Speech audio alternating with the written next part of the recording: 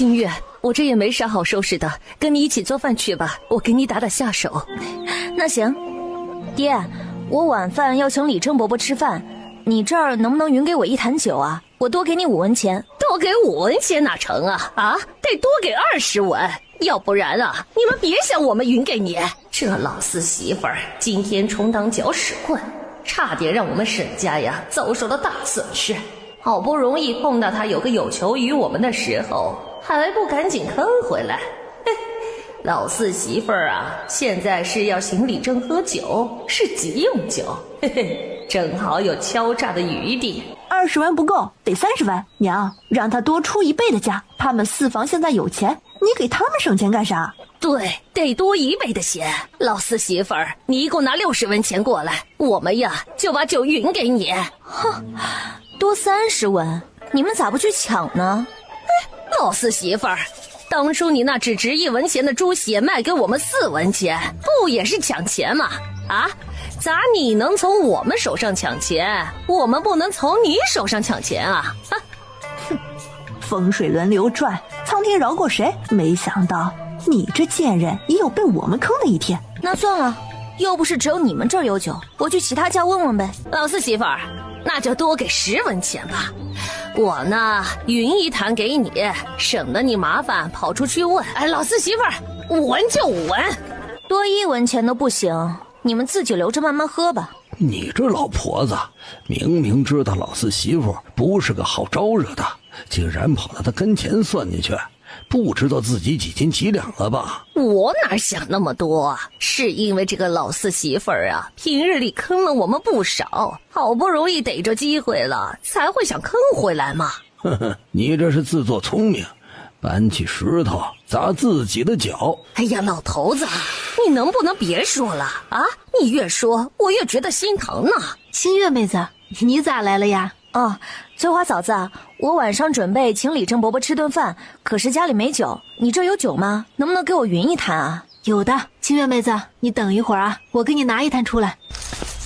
嫂子，这是酒钱，35文，你拿好了。哪要35文，30文钱就可以。嫂子，多出来的5文钱算跑路费，你们也是辛苦从镇子上买回来的。咱们这关系还分这么多做什么？拿回去。清月妹子，你下次再这样和我生分，我可就和你生气了啊。行，嫂子，那我就不和你客气了。对了，清月妹子，听说你3哥和3嫂和离了？是啊，和离了。和离了也好，你3嫂人不错，老实善良。你那个3哥就不是个好东西，还和那个王寡妇瞎搞。这种男人啊，就不能跟，不是个能过日子的。一个女人和离了，带着2个孩子不容易啊。清月妹子，你们2个人住得近，平时可得多帮衬帮衬啊。翠花嫂子，我知道的。钱有贵来到沈家四房后，看到一大桌子丰盛的饭菜，还特意给他准备了1坛酒，心里更感慨着林清月这人做事厚道。美美的吃了一顿，钱有贵心满意足的回去。清月呀，你已经忙活得够累了，歇会儿啊，碗筷呀，我去给你收拾就行。行，翠姐，那辛苦你了。我今天忙糊涂了，忘记给你按按腿了。月儿，你心里肯定是没有我，为了别人的事儿都能把我给忘了。我心里哪能没有你啊，满满的都是你。这不是情况特殊吗？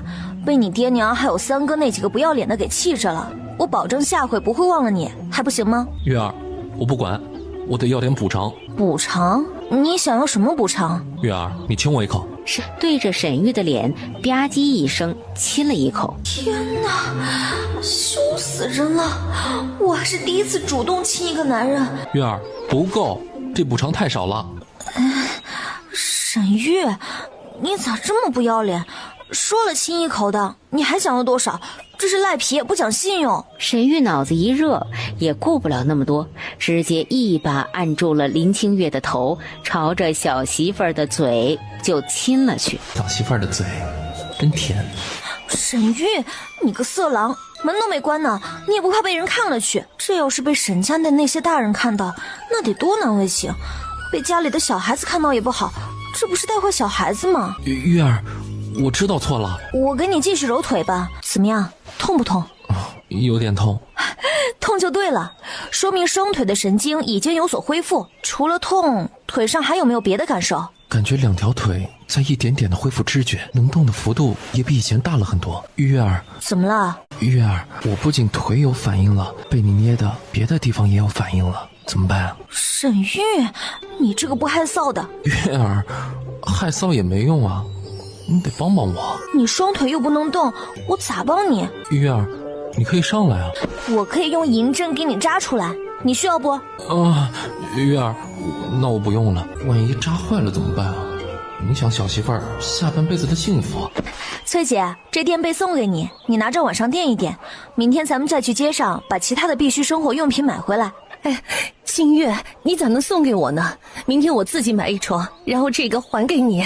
翠姐，没事儿的，我明天准备买2床新的被褥回来，这个就直接送你了。你这刚分家的，啥东西都缺，啥东西都需要买，处处都得花销，能省着点钱就尽量省着点，毕竟以后的日子还长，还需要养活2个闺女呢。我家正好需要换被褥，这垫被你就暂且凑合着用一下，等回头你手里攒够了足够多的钱，再重新置办一些好的。清月，谢谢你。翠姐，跟我说这些客气话。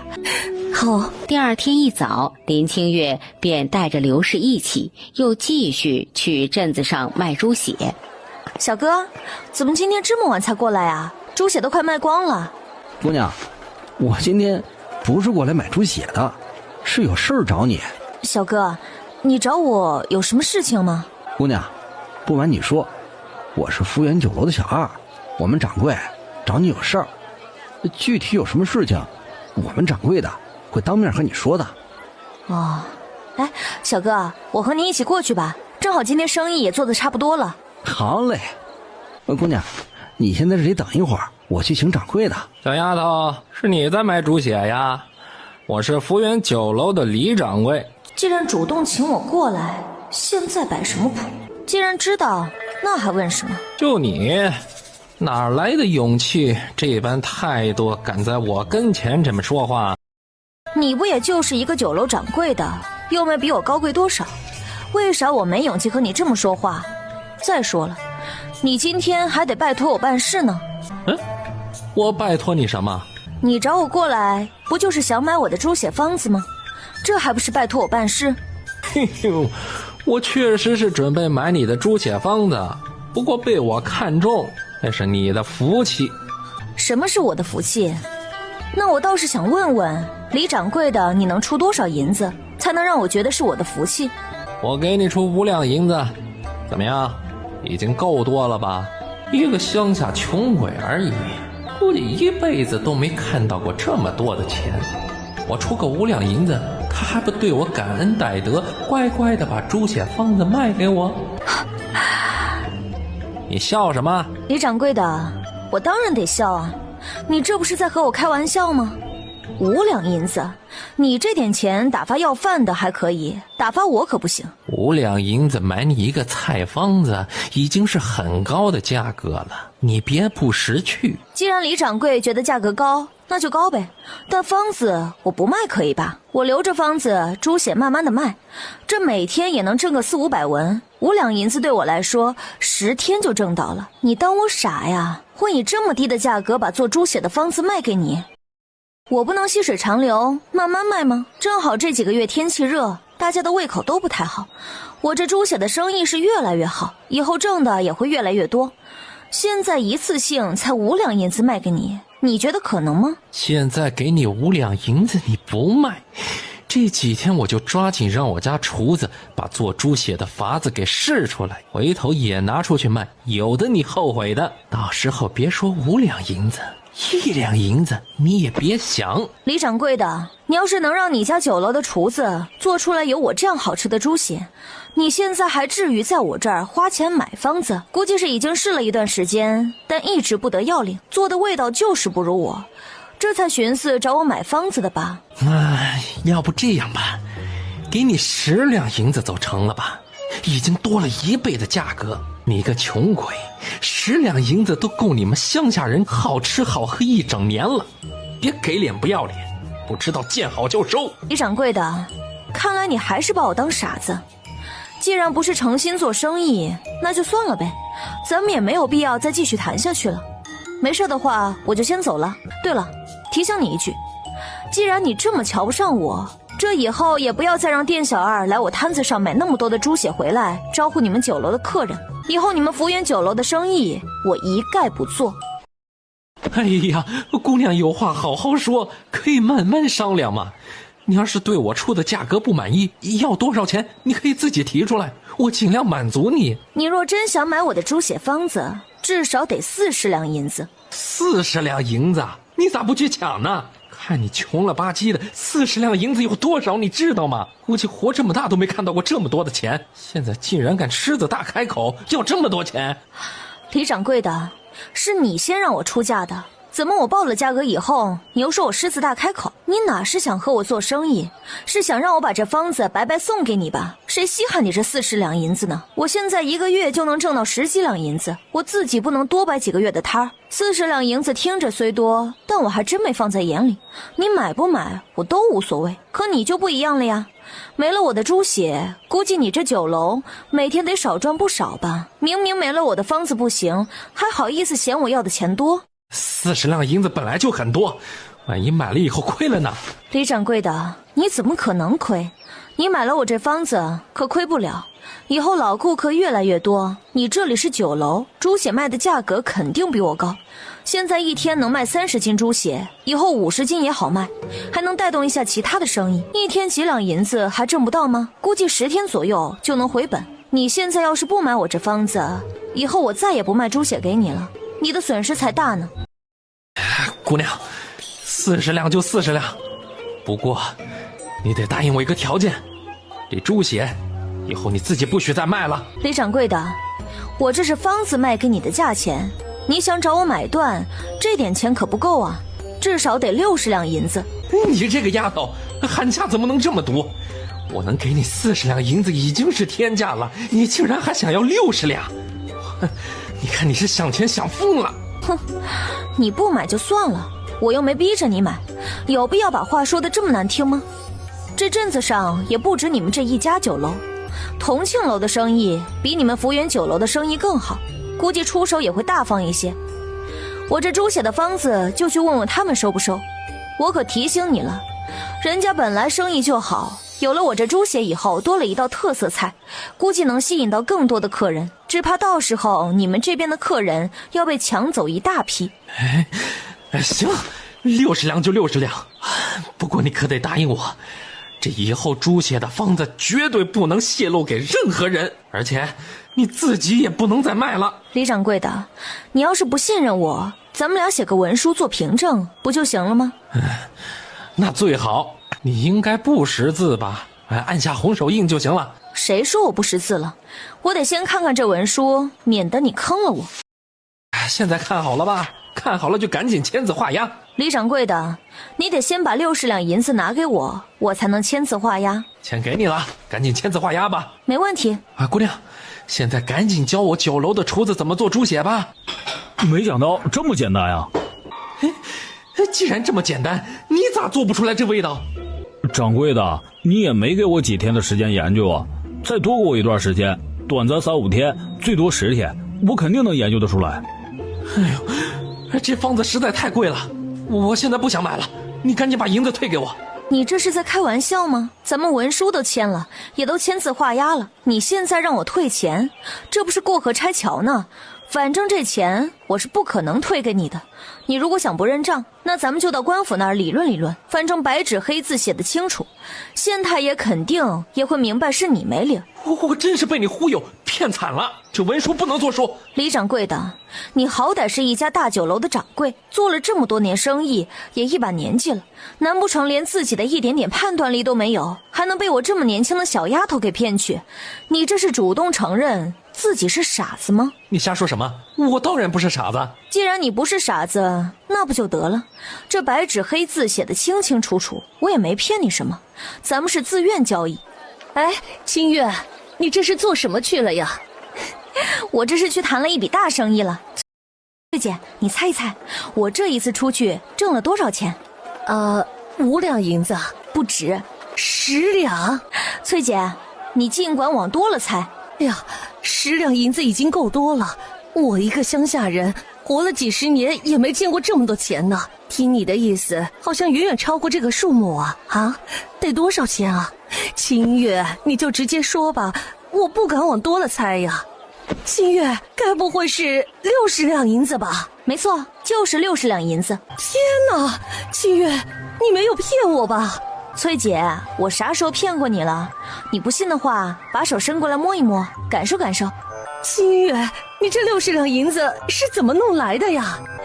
我把这猪血的方子卖给了酒楼，拿了60两银子。哎呀，不过清月啊，你把这方子给卖了，长远看来是不是有点亏啊？啊，咱们每天到镇子上来卖，1个月下来也能挣个10几两的银子，几个月呀就能挣足60两呢。翠姐，其实这猪血不难做，人家大酒楼的厨子再多研究几天，肯定也能做出来了。回头卖猪血的人多了，谁知道到时候我们还能不能像现在一样，每天赚这么多了？还不如现在趁早卖了，把这钱收入口袋里才是最保险的。再说了，又不是只有这一个门路能赚钱，回头再研究点别的东西卖，又能做成生意挣到钱了。清月，还是你想的长远，换做我呀，肯定是想不到这些的。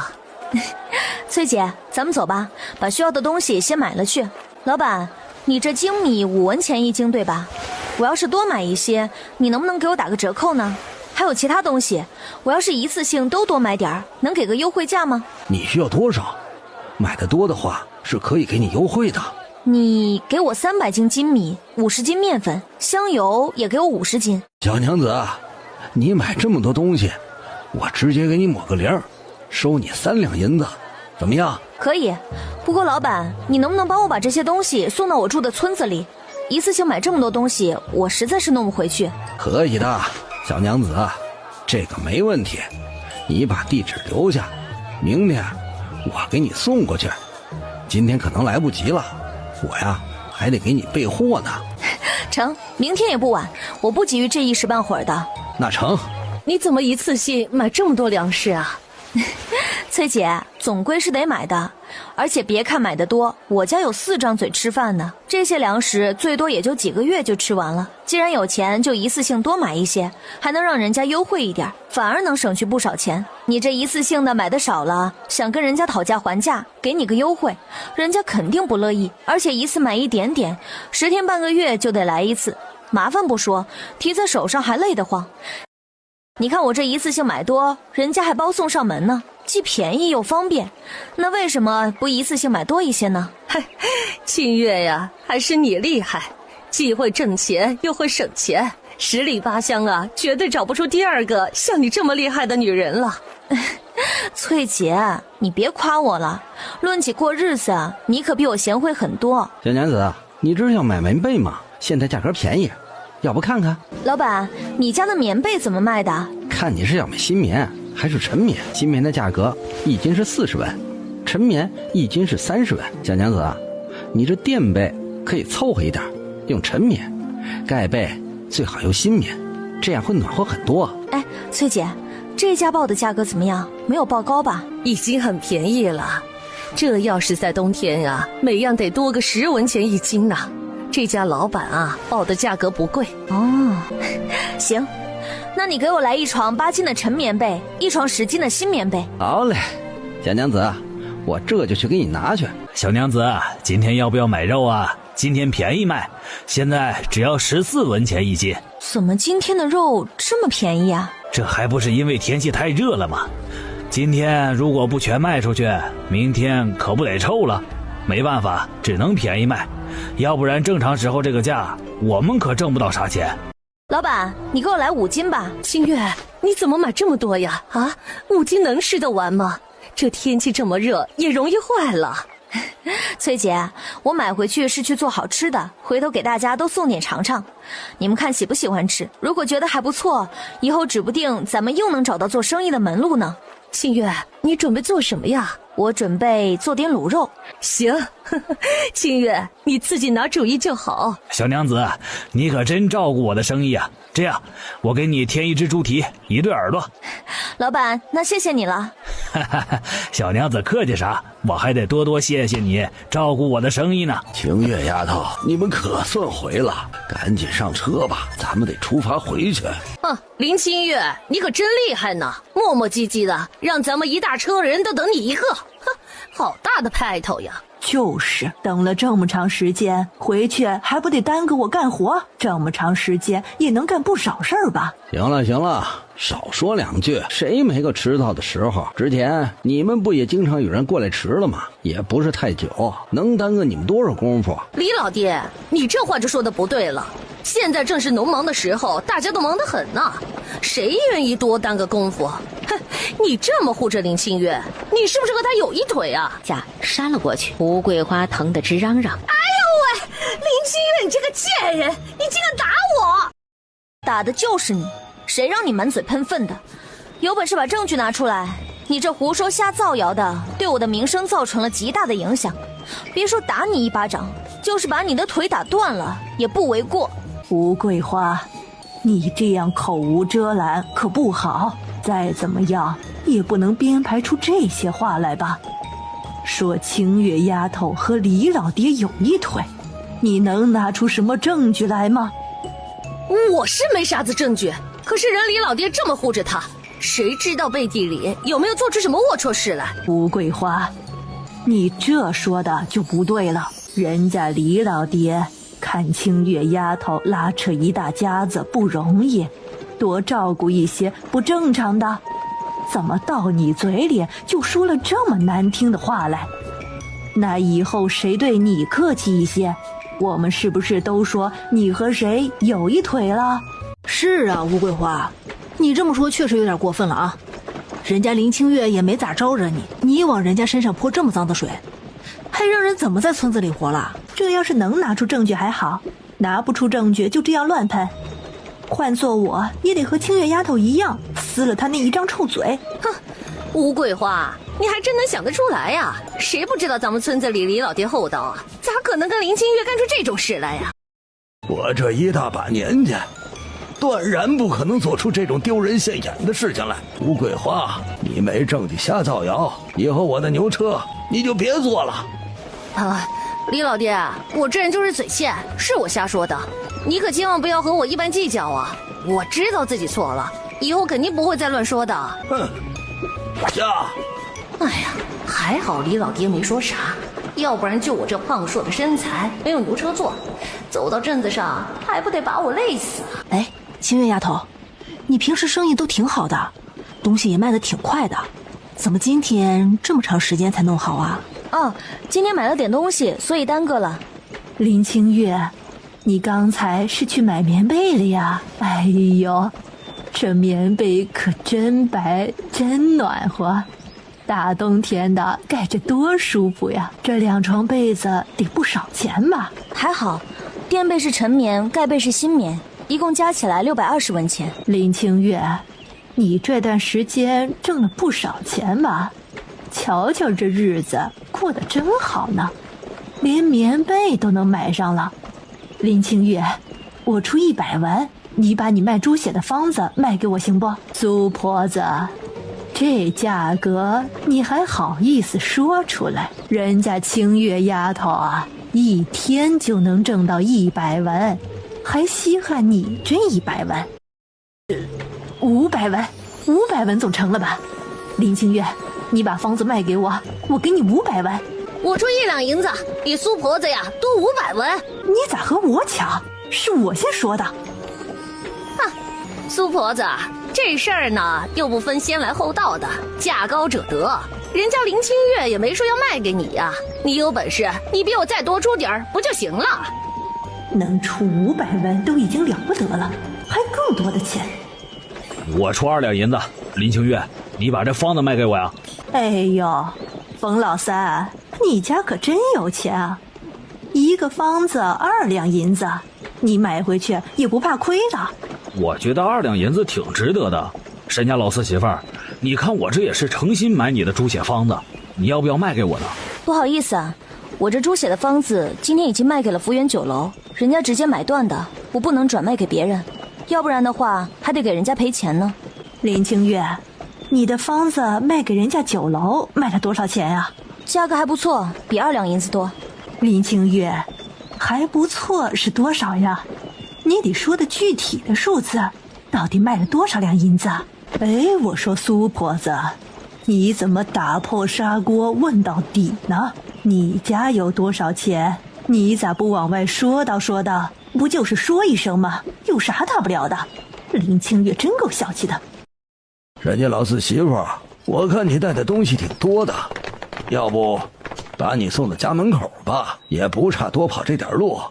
李老爹，谢谢你的好意，不过不用了，我这东西看着虽多，却没有多重的，能弄得回去。那好。嘿呦，四弟妹，你可真有钱呀！这大热天的还往家买棉被呢，一看就是钱多造得慌吧？要是有那么多钱，借二嫂花点呗，我家都穷得叮当响呢。哼，我们4房有钱，跟你们2房啥事儿？自己没钱花就出去挣呗，凭啥让我借给你？咱们是一家人，你有钱借我点花花怎么了？二嫂，你别没脸没皮的，当初分家的时候没把我们4房当成一家人，现在就别来套近乎。玉儿，卖了就卖了吧，这样也好，省得你再每天辛苦去镇子上卖猪血。我这腿也快好了，等到我完全恢复好，就能够上山打猎去，肯定能养活你和2个孩子。沈月，难道你就不好奇我这方子卖了多少钱吗？玉儿，那你这方子卖了多少钱？你先猜一猜，你觉得咱们这方子大概卖多少钱合适，不亏？玉儿，我觉得能够卖个10几两银子就已经很好了，如果卖个几两银子也还成，咱们现在的日子能过，少挣点也无妨。还是不猜了，小媳妇儿要是把价格卖低了，我往高了说，她心里肯定难受。不止，这次我卖了60两银子呢。这么多？如果按照咱们每天的进项来算，60两银子也卖得亏，毕竟多赚几个月就能挣回来。但咱们卖了一段时间，已经有酒楼在研究咱们猪血的做法，酒楼的大厨厨艺也不差，研究过几天就能把猪血的方子研究出来，到时候流出去，卖的人多了，咱们的生意肯定会受到影响。所以趁着人家还没研究出方子之前，我尽快卖了，赚60两银子，咱们不亏反赚，同时省了功夫。玉儿，你真厉害，和你比我真差远了。玉儿，你这么厉害，以后不会嫌弃我吧？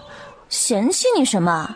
你有你的长处，我也有我的长处，咱们这是互补。你负责貌美如花，我负责挣钱养家，咱们把日子过得好就行，不用想那么多。别说，这汉子最近又变得越发的帅气养眼了，看得赏心悦目。玉儿，你又打趣我了，哪有男人不挣钱光靠一张脸的，那是吃软饭的男人。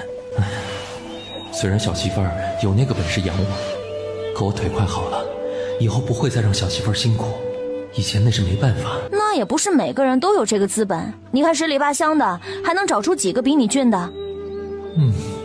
小媳妇儿说的好像有点道理，也不是每个人都能像我这么俊。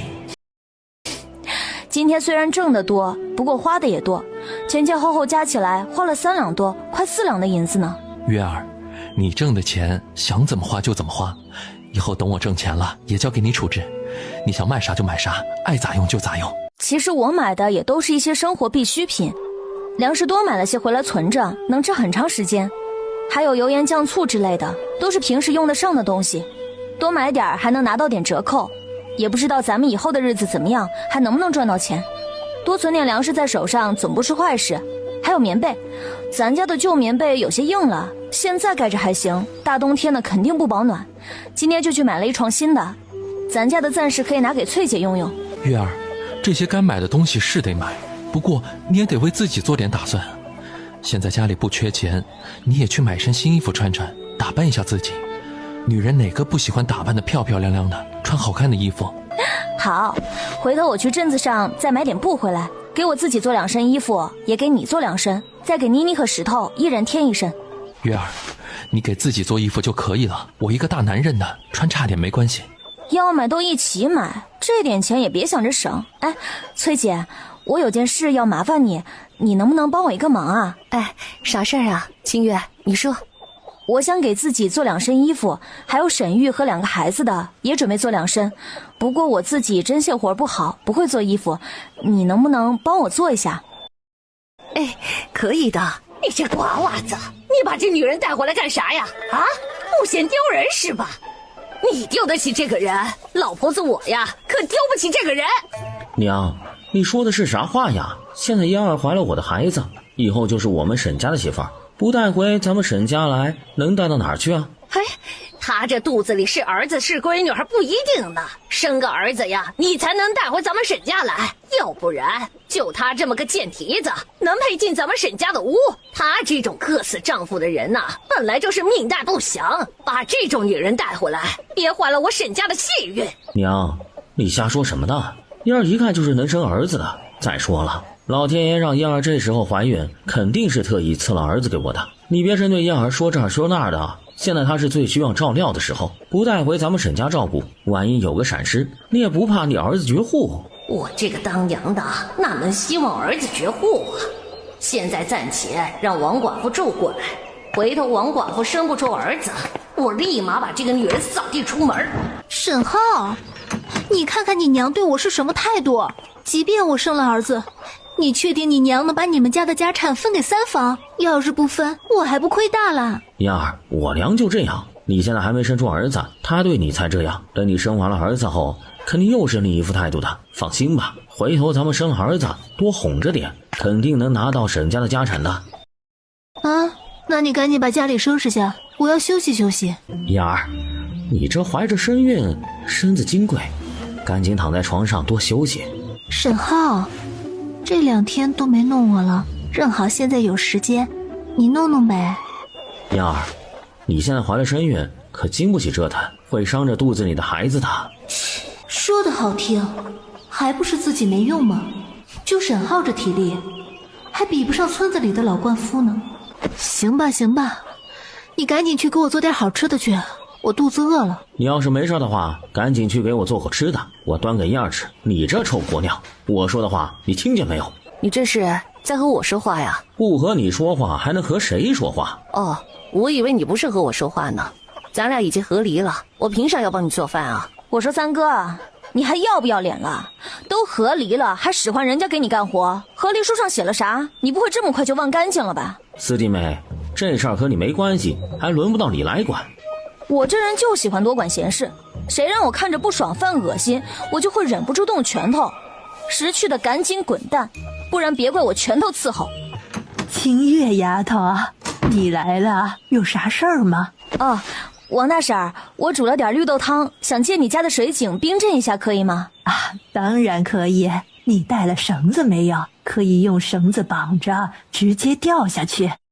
哎，王大婶，我没带绳子呢。没事儿，没带也没关系，我家有，我就去拿给你啊。杨彪，把家里吊水井的绳子拿过来。哎呀，清月妹子，是你啊。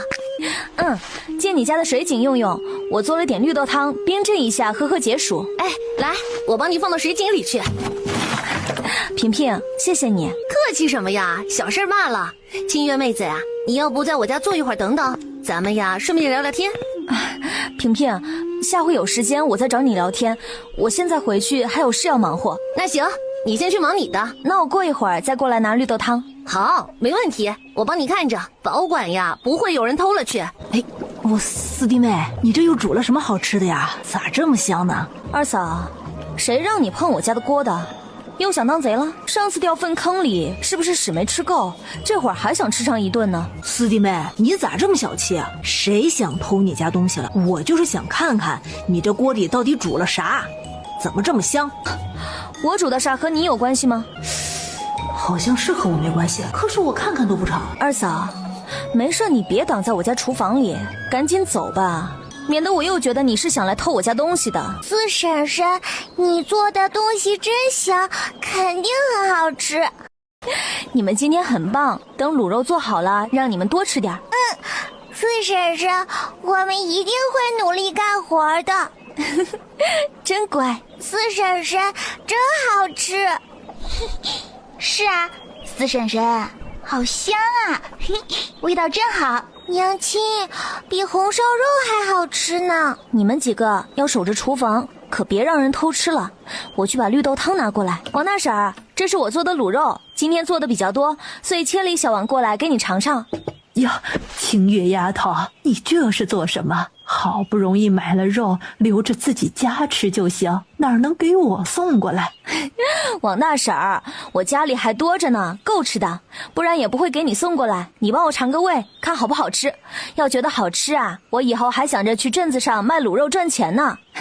王大婶儿，我先走了，碗你拿着，也不用着急还。哎呀，你这孩子太实诚，这碗我洗干净了还给你。娘，清月妹子给咱家送的啥呀？说是卤肉也没听过，不过闻着还怪香的。确实好香啊，我来尝一块试试。哎，你这丫头怎么这么不讲究？刚拉过屎，不知道洗了手再吃东西呢。娘，我这不是一时情急给忘记了吗？我现在就去洗手。娘，这未免也太好吃了吧！我还从来没有吃过这么好吃的肉呢。哎呦，真的挺好吃的，难怪清月丫头说以后要拿到镇上去卖，这么好吃啊，肯定能卖得出去。是啊，清月妹子可真厉害，会做那么多好吃的。沈玉可真幸福啊，娶到了这样一个贤惠的女人。那是人家有福气，遭到这么大的罪，老天爷给的补偿呢。娘，你让我再尝一块。等晚饭一家人一块儿吃，就这么点儿呢。你爹还有你几个哥哥在田地里干活，辛苦得很，也该让他们尝尝。好甜，好凉快。铁牛哥，再来一碗。你们觉得我这卤味做的怎么样啊？如果拿去卖，有人会买吗？我看行，清月妹子，你做的卤味味道这么好，肯定能卖出去，也许还会有很多人抢着买呢。是啊，清月妹子，这卤味儿真不错，我看啊，比你做的猪血还要好吃一些。只要是东西好，买的人肯定多，不愁卖不出去。没错，味道真好。清月呀，难怪你愿意把猪血给卖了，原来是有一个更好的方子呀。月儿，正好你这猪血卖了好长一段时间了，估摸着大家也吃腻了，换个新口味，估计卖的还会更好一些。那行，既然你们都觉得好吃，明天我就去镇子上多买些肉回来，然后卤好了去镇子上试卖一下。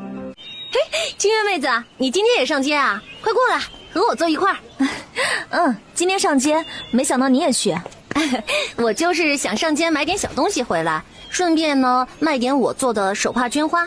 看着王萍萍大大咧咧的一个人，竟然还会绣手帕和绢花呢。萍萍，没想到你这么厉害，还会做这些东西。这算啥？又挣不了几个钱的东西，跟你比起来，我差远了。清月妹子，你昨天做的那个卤肉啊，实在太好吃了。哎，你家什么时候才有的卖呀？等有的卖了通知我一声，我娘说想买一点回来给家里加加餐呢。成，等我开卖了给你家送过去。人家老四媳妇，你猪血的方子不是已经卖了吗？怎么今天又去镇上了？你家住在海边吗？管这么宽？我去镇子上做什么关你什么事儿？难不成还得向你汇报？你这死丫头，好歹我也算个长辈，你娘怎么教你的？就这样和长辈说话，还有没有点教养了？哼，苏婆子，我出于礼貌喊你一声婶子，你还真把自己当成长辈了。你算我哪门子长辈？别在我面前跟着摆谱。有些人呐，就是没点自知之明，什么长辈不长辈的，倚老卖老，手伸得那么长，管得那么宽，即便是个长辈啊，也是个讨人嫌的。你，哎，苏婆子，你要是结巴的话，早点去大夫那儿看一看，别有病拖久了不知道治。哎呦，小娘子，你又过来买布做衣裳呀？是啊，这次要买的比较多，你再给我好好推荐一下。行，小娘子，我这儿有几匹质量不错还比较便宜的布，买回去啊保管划算，你过来看看行不行？小娘子，这几匹布啊只是颜色不同，布料都是一个样的， 25文钱一尺，你觉得如何？上次2个孩子买的布是20文钱一尺，这次的也就贵个5文钱，但布料好这么多，所以价格上明显是合算的。我感觉挺好的，要是多买一些的话，有优惠吗？小娘子啊，需要多少你先一起拿，我给你总共算个价。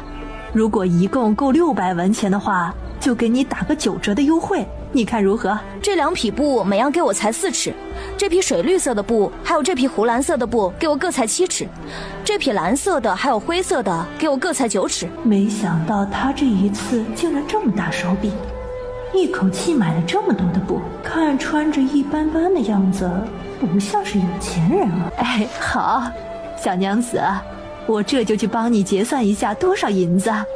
娘，如果没算错的话，一共是1000文钱，打个9折优惠的话，我给个900文钱就行。小娘子，你这是读过书呢，算账算得这么快？读过一些。小娘子，我这儿还有成衣，你一下子买了这么多布，我给你再打个优惠，你要不要看看？行，你先让我看一下。小娘子啊，这几套都不是很贵的，原本一套600文钱，我算你一套500文钱，你觉得如何？行，那你把这套粉色的衣服给我拿下来，我要了。小娘子，这些碎布虽然是不值钱的东西，但是用来补衣服缝个手帕都是可以的。小娘子，有机会再过来照顾我生意啊。小娘子，你这已经不卖猪血了，怎么今天又过来了呀？今天是来你这儿买肉的，老板，咱们也合作了挺长时间了，以后我每天都来你这里买几十斤肉的话，你能不能给我一个优惠价？小娘子，这是自然的，你平时这么照顾我生意，如果咱们再继续合作的话，我肯定给你最低的价格。如果你每天能买到30斤肉，我给你算14文钱一斤，买50斤以上的肉，我给你算13文一斤，再低的价格我也出不了了，你觉得怎么样？成，咱们就按这个价来。今天你先给我称30斤肉，再拿2对猪耳朵和2对猪蹄。许安，有空去我家坐坐呗，你平时读书也累，这好不容易能放假休息休息，去婶子家，婶子给你杀只鸡吃，补身子。苏家婶子，谢谢你的好意，不过我娘也会给我做些好吃的补身子，就不去婶子家了。我说苏婆子，你啥时候这么大方起来，还请人去你家吃饭，给人杀鸡吃？这么好的事儿怎么不喊上我们其他人呀？徐安不乐意去，我们愿意去你家吃呀。哼，你和人家许安能比吗？人家可是秀才，以后一旦考中举人，那是能当官的人。你算什么？还想去我家吃饭？想得美呢！苏婆子，别以为我不知道你心里打的什么算盘，你还不是想和许安套近乎，把你家闺女嫁给许安吗？也不看看人家许安对你闺女压根儿就没意思。对我闺女没意思，难不成对你闺女就有意思了？还好意思说我？你不也想把闺女嫁给许安吗？我自然想，可也不会像你这么没脸没皮的。那还不是因为我闺女长得好看，比你家闺女好看多了，和许安2个人郎才女貌的，最合适不过了。倒是你家那个胖闺女长那么胖，人家许安又不是眼瞎，肯定看不上你闺女。我闺女那是富态有福气之人，屁股大好生养，你闺女长得稍微好看一点有什么用啊？在咱们村子里都算是老姑娘了，哪一个男人不喜欢年轻一点的女人？要我说，许安是肯定看不上你家闺女的。你这个老不要脸的，瞎扯什么？就你家闺女是个宝贝，也不看看长成啥样了，还富态呢。我看就是一头老母猪，鬼才愿意娶回去。那你闺女好到哪儿去了吗？啊，嫁不出去的老姑娘，一辈子就只能待在娘家，还想要好几10两的彩礼。我呸！这种老姑娘就是倒贴给人家，也不一定有人要。2位婶子，你们别打了，用不着为了我这样。你这死丫头，刚才站着干啥？不知道帮我一把？娘，还不是你和胖婶打得太厉害了，我插不上手吗？要不然怎么可能不帮你？我掺和进去，胖婶要是连带我一起收拾，万一伤着我了怎么？我这张脸这么好看，如果被抓破了落了疤，以后还怎么嫁人啊？哟，苏家婶子，我看苏秀秀的眼睛都粘在人家许安身上了，哪还顾得上你？不过你也别怪罪她这也是因为太想嫁给许安了，给你找一个满意的女婿。除了许家，这10里8乡的，还有谁家能出得了这么高的彩礼啊？这个贱丫头还没嫁人呢，心就飞了，估摸着都忘了自己姓什么。为了许安，竟然连我这个娘都不管不顾，真是个白眼狼。林清月，你这个贱人，瞎说什么呢？怎么，我说的不对？你不想嫁给许安？我苏姑娘不想嫁给我最好，我也不想娶这种凶巴巴的女人，张嘴闭嘴骂人家贱人，这素养实在不敢恭维。林清月，都赖你，是你害得许安哥不愿娶我。你赖我干什么？难不成是我逼着你说脏话，逼着你凶巴巴的？就是苏秀秀，你本性如此，藏得再深啊，总有一天许安也会发现的。还是看不上你，不会和你在一起的。许安哥，我平时不是这样的，都是被林清月给气的。这个女人坏得很，你可千万不要误会。我相信自己所看到的，而且即便没有这件事情，我也不会看上你，不会娶你回去，所以你不用把脏水都往清月姑娘身上泼。哼，苏秀秀，你这下听到了吧？说白了，人家许安就是没有看上你，别整天想着飞上枝头变凤凰的好事了。这个苏秀秀也太不要脸了，这还没出阁，整天就惦记着男人。既然那么小男人，怎么不早点嫁出去啊？就是没见过这种不知羞的姑娘，可惜人家许安呐，压根儿就对她没啥意思。都是个老姑娘了，人家又不是傻子，能看得上她，自己不要脸的想往上贴，可惜人家呀都懒得瞧一眼。苏婆子，人家许安都亲口说了看不上你家闺女，这下子死心了吧？哼，就你闺女那德行，人家能看得上才奇了怪呢。我也没做啥呀，不就说了几句实话吗？哎，有些人就是这样莫名其妙的，别搭理就行。咱们回去吧。谁买了这么多的粮食货物回来呀？还能有谁？肯定是四弟妹呗。现在咱们沈家除了四房，还有谁的日子过得这么好，能一次性买这么多粮食回来？四房的日子确实越过越好了，现在竟然能一口气买这么多的东西。是啊，大嫂，当初要不是你戳着分家，这好处也有咱们的一份呢。当初分家的时候不也有你一份，就我一个戳穿。大嫂，我哪能有你厉害？我那时候只提过2句，没你闹腾的厉害吧？毕竟分家时东西都分给了你们大房，我们二房又没落着啥好处。你好，姑娘，你就是林清月吧？对，是我。小哥好眼力，没见过我都能认得出我来。听我们老板描述的，姑娘长得有点特别。四弟妹，人家在说你丑的特别呢。等我以后变美了，亮瞎你的狗眼。四弟妹，你做啥美梦呢？就你这样还想着变美？那我以后岂不得变天仙？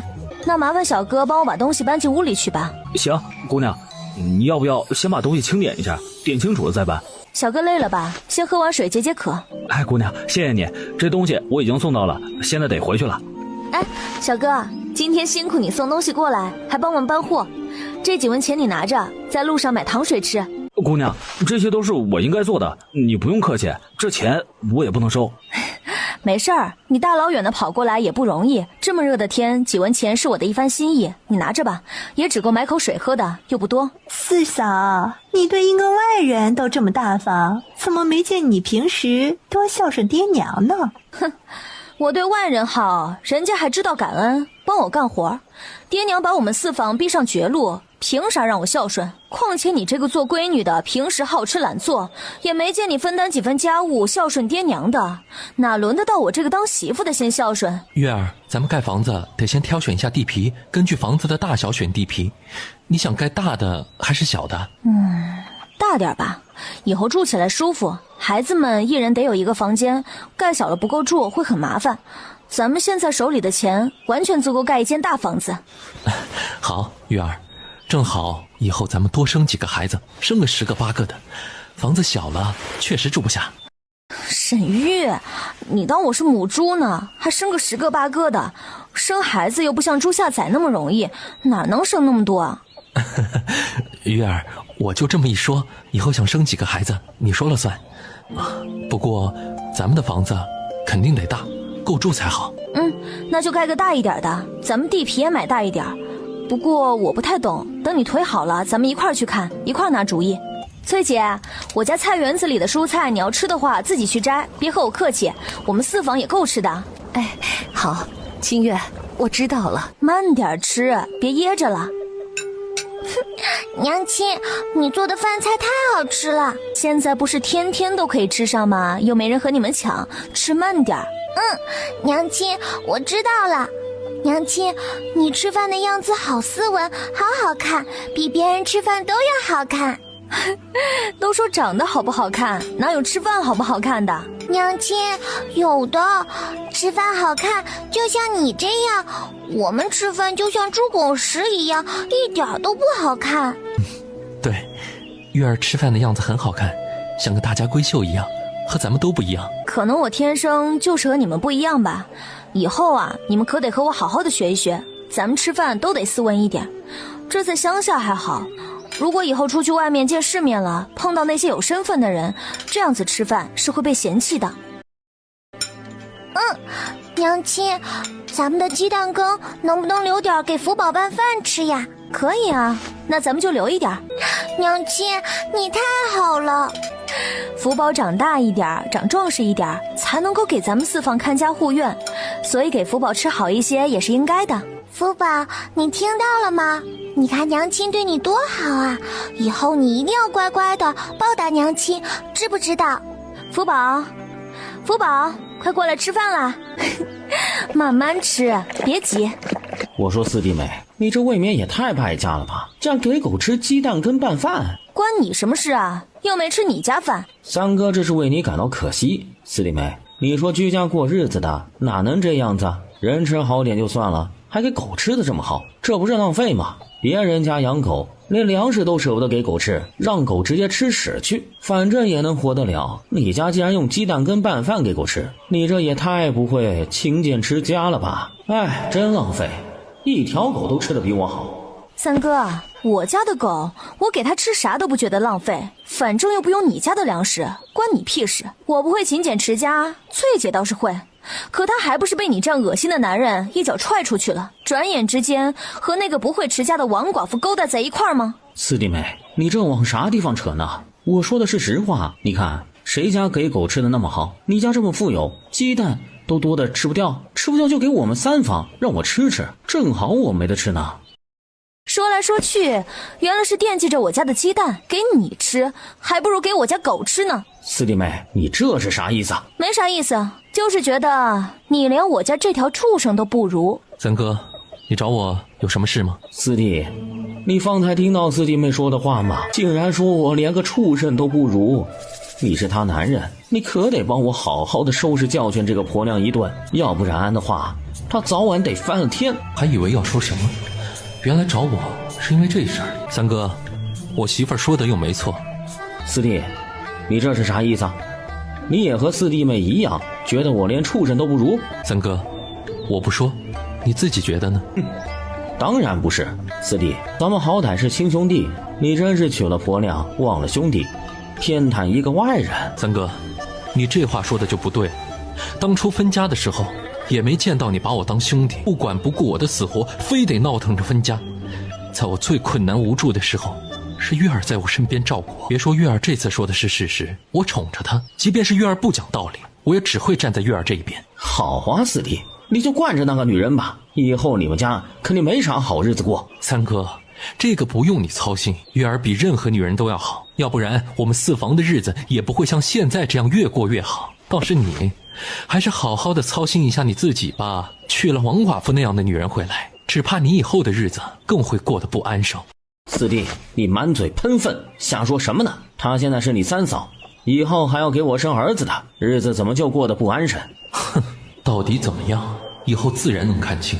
现在也不用浪费口舌和他扯皮，等待时间的验证便可。我相公需要休息，别过来打扰，下回没我的允许别来我们4房，要不然见你一次我打你一次。沈月，你在笑什么？月儿，我是在高兴，沈玉，你高兴什么？我好像也没做什么呀。难不成因为我收拾了沈浩？可我也不是第一次这样的呀。对于家里的奇葩，我可没少动手收拾。月儿，我只是觉得你喊我相公很好听，你能不能再喊我几声，让我听听？不喊。为什么？月儿，我是你相公，你就喊几声给我听听呗。我觉得特别的好听。相公，这下子总成了吗？我得去忙了。想我脸皮挺厚的，怎么到沈玉跟前，有时候会情不自禁觉得有些羞涩呢？福宝是不是还没吃饱呀？可惜没有啦，晚上再给你多吃一些。嘿，金月妹子，你的卤肉做好了呀！哇，真香啊！多少钱啊？我现在去拿钱给你。28文一斤，不过我这第一次做了卖，折一点优惠，给24文就行。沈家老四媳妇，我刚才听人说你家卖卤肉，味道呀特别的香，过来一闻还真是，味道应该还不错吧？婶子，你想买吗？我家安儿啊，好不容易回来一趟，我想给他做点好吃的。唉，可怜天下父母心，当娘的有哪个不疼爱自己的孩子？张氏也不例外，就这么个儿子，再加上许安各方面又优秀出色，自然更加的疼爱。婶子，要不你先来尝尝，觉得好吃再买，如何？沈家老四媳妇，你这卤肉的味道真不错呢，非常好吃，闻着香，味道果然也好，你给我切2斤吧。行，婶子，我这就给你切。哎，婶子，卤猪蹄和卤猪耳朵你要不要？给你便宜点，还有卤鸡蛋可以送你2个。2斤卤肉已经够吃了，买多了怕吃不掉。要不这样吧，沈家老四媳妇，明天你给我留1个猪蹄，1个猪耳朵，我买回去尝尝。成，没问题，明天我帮你留着。好。星月，卤肉啊是留到明天拿去卖的，哪能送给我们吃呢？这太破费了。崔姐，这是给大娟小娟的酬劳，他们2个下午也帮我干了不少活，算是给他们俩的奖励，你可不能阻拦。清月，谢谢你。崔姐，都说了别客气，这是大娟小娟应得的。老四媳妇儿，你也给我称1斤卤肉吧，放心吧，钱少不了你的。收你1斤卤肉的钱，除了肉，再给你添1个猪耳朵，2个卤蛋，当做我们4房的孝敬吧。老四媳妇儿，那就谢谢你的卤猪耳朵还有卤蛋了。小娘子，这几天我们都没瞧见你卖猪血呢，你怎么好几天都没过来卖了呀？是不是身体不舒服？我这以后不卖猪血了，对不住大家。啊，小娘子，你的猪血做得这么好吃，卖的也那么好，为什么突然不卖了呀？我家男人特别爱吃，最近干活辛苦，我还想着买点回去给他吃，下饭。这男人吃不饱饭啊，干活哪来的力气？嫂子，我这没办法，猪血方子卖给福源酒楼了，人家买断的方子，我以后自己不能再卖了。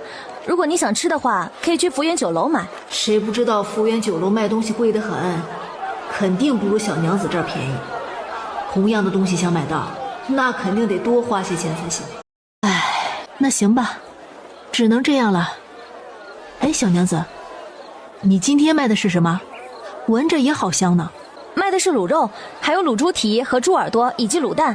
嫂子，你可以尝尝，觉得好吃再买。行，你给我拿1块尝尝。不错，小娘子，你做的卤肉味道真好吃，味道太好了。哎，这卤肉多少钱1斤啊？28文1斤。28文钱1斤，有些贵啊。味道虽然不错，但价格高了些。大姐，我这卤肉也得用不少的好调料，独门秘方制作出来的，买回来1斤肉也只能卤出8两肉来，28文1斤其实也不贵了。小娘子，你卖的确实不贵了，买1斤生肉回去还要那么多钱，你做出来卤肉成本也不少，还帮人烧熟了，做的这么香，肯定好吃，让你赚点钱也是应该的。做生意的谁能一文不赚？不然还这么辛苦这么累干啥？给我切2斤吧，正好我在船上自己做饭也不方便，买点卤肉回去吃吃，和兄弟们一起喝喝酒。大哥，你买的多，送你2个卤蛋尝尝味儿。喜欢吃的话，以后多照顾一下我的生意。那是肯定的，小娘子，只要你这卤肉味道做得好，以后肯定得多照顾一下你的生意。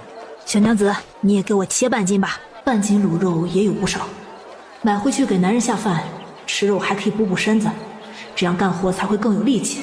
成，嫂子，猪耳朵和猪蹄你要不要？价格要便宜很多，猪蹄1斤10文，猪耳朵1斤8文钱，味道也非常好。味道咋样？能不能尝尝？当然可以啦。味道确实不错，小娘子，那你再给我来半斤猪耳朵吧。哎呀，没想到啊，卤肉的生意也能这么好。清月，看来以后咱们可以多做一些拿来卖呀。是啊，现在时间还早，如果还有的话，肯定能多卖一些出去。今天去肉摊那儿，让老板给咱们备50斤的猪肉、猪蹄和猪耳朵也多准备一些。成，反正啊，能卖掉的。第一天的生意就能这么好，以后老顾客积攒起来呀，生意只会越来越好的。所以啊，50斤肯定是能卖得掉的。是啊，只要生意好，多少都能卖掉。清月姑娘，怎么样？生意如何呀？还不错，今天给我来50斤猪肉吧，猪蹄和猪耳朵你这有多少都给我。好，我这儿啊还有2对猪蹄儿，2副猪耳朵。哎，你这儿能再给我多弄些猪蹄和猪耳朵吗？我这儿没有那么多，不过没事儿，我认得其他的卖肉的老板，他们有多少我都给你收过来。哎呀，清月啊，现在有了驴子呀，可就方便多了，能早早的来，也能早早的回去，不用和别人挤。就是卖东西卖得晚一点啊，也不怕耽搁了，坐不上牛车。是啊，既然有钱就买了吧，反正以后每天都得过来镇子上，自己家有一辆驴车肯定方便点，咱们还得带着那么多的货，不用辛苦搬来搬去的，主要还能够图一个清静。坐牛车来回，免不了要和牛车上那么多人打交道。像苏老太那样碎嘴的老婆子，接触起来实在烦人。哎，翠姐，咱们先去和李老爹说一声，让他不用等咱们了。买了驴子，我们现在就能回村，不过还得和李老爹打一声招呼才好，免得让李老爹等着我们。成，那咱们回去说一声。李老爹，我今天就不跟着你的牛车回去了。清月丫头，你这是自己买了辆驴车呢？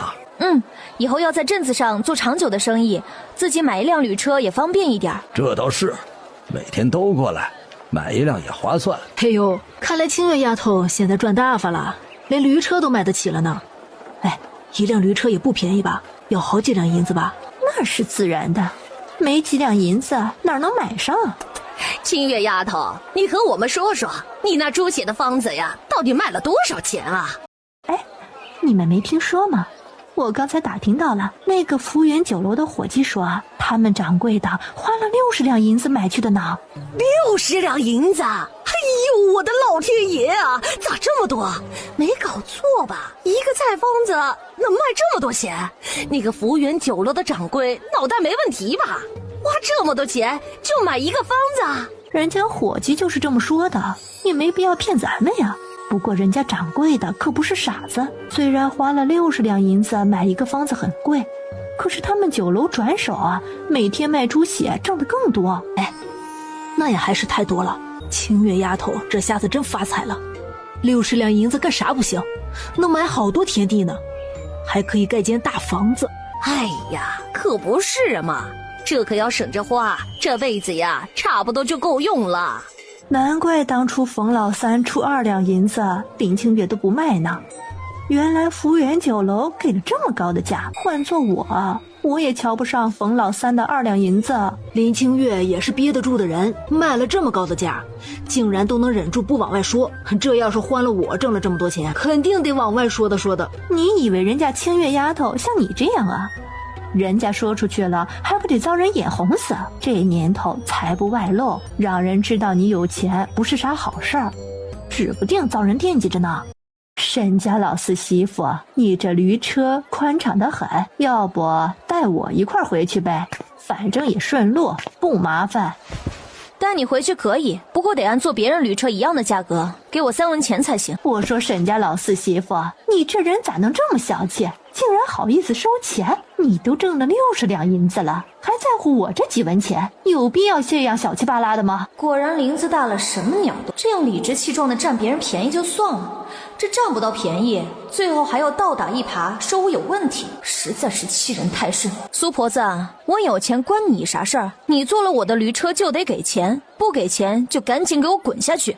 这沈家老四媳妇也太不是个人了吧，小气巴拉的，挣了那么多钱还在乎那几文钱，都是一个村的，顺道带一趟都不行，没见过这样的人。苏婆子，话也不能这么说，人家有钱是人家的事情，不等于你坐人家的车就不要钱了呀。谁敢车代客不收钱？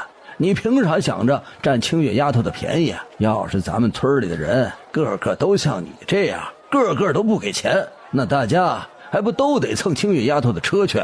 月儿，买回来的新衣服你怎么不穿呀？我干活不太方便穿，如果不小心弄破了弄脏了怪可惜的，毕竟好几百文钱买回来的东西呢。月儿，买都买回来了，那肯定得穿上，你每天都干活，照你这样说岂不是一直不能穿？这样的话买件新衣服回来有什么用处呢？那还不如直接不买。行，那我穿着吧。月儿，那你现在赶紧穿上试试。啊？那行，你把眼睛闭上，我来换一下，你可不许偷看。月儿，放心吧，我肯定不会偷看的。好了，换好了。沈月，你可以睁眼看看了。月儿，你穿着新衣服的样子真好看，像个仙女似的。哼，沈月，你别拍马屁，小心拍到马腿上了。你看我长这样，能和仙女搭边吗？月儿，我是认真的，不是在拍马屁。你现在在我眼里就是一个小仙女。沈月，你现在是越来越油嘴滑舌了。月儿，我这不是油嘴滑舌，是真心实意，你怎么就不相信我呢？我不是不相信你，是不信我自己。你说我这张脸长这样，走出去谁能说我是仙女？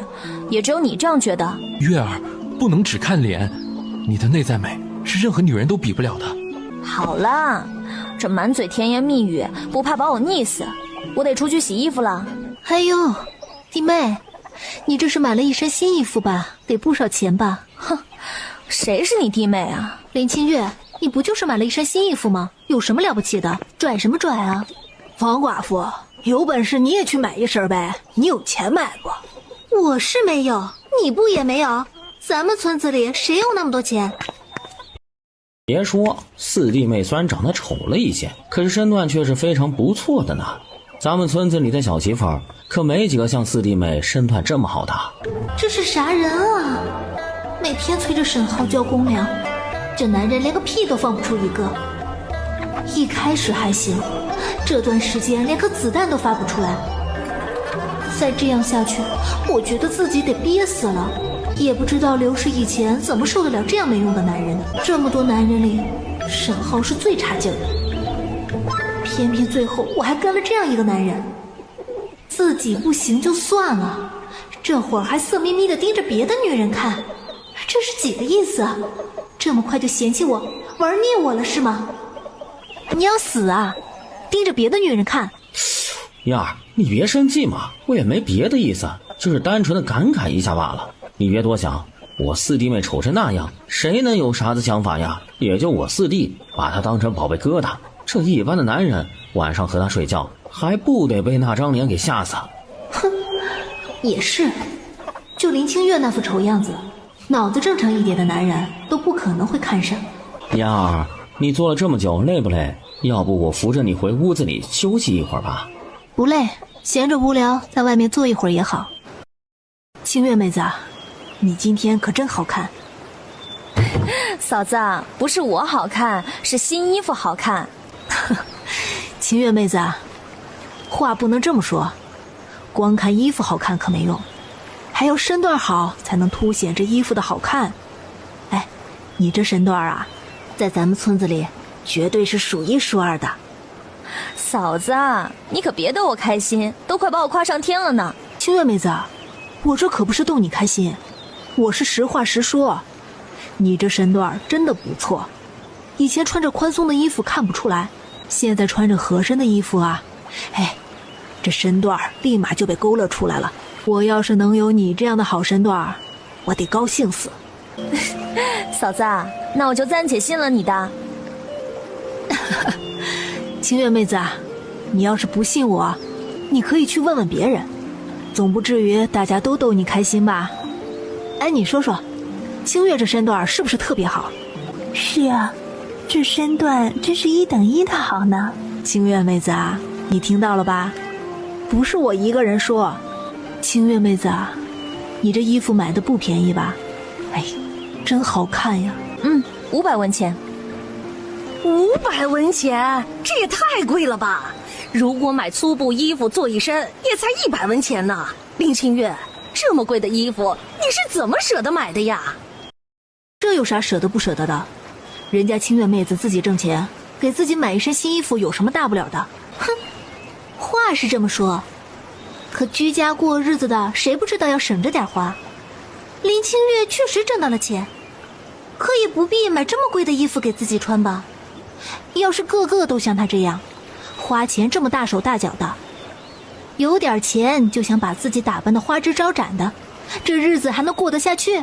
哼，你这么会过日子，怎么到现在也没见着谁把你娶回去啊？那些个男人可真都是傻子，你这么会过日子的女人，也不晓得早点娶回家呢。嗨，人家苏秀秀啊，是想着嫁给许安，一般人她可看不上，这才把年纪给拖大了。可惜人家许安呐，压根儿就看不上她。嘿，别说许安看不上，我也看不上这样的女人。人家许安不是瞎子，也不是傻子，苏秀秀都这么大年纪了，哪能比得上人家年轻的小姑娘？苏婆子和苏秀秀2个人啊，都是眼光高的，估计苏秀秀这辈子也别想嫁出去了。都是因为这个贱女人，才让我被人嘲笑的。你瞪着我做什么？林清月，你有啥好嘚瑟的？不就是买了一件新衣服吗？就你长得这样，这么丑的脸配这么好看的衣服也是浪费。衣服越好看，反而将你衬托得越丑。那又如何呢？你长得好看有什么用？还不是买不起这样好看的衣服，只有看着我穿的份吗？苏秀秀，你就不能消停一点，整天酸清月妹子有意思吗？翠花嫂子啊，你别搭理她，有些人就这样喜欢酸别人，可惜了，她就是酸掉牙也买不起。你说什么呢？谁酸你了？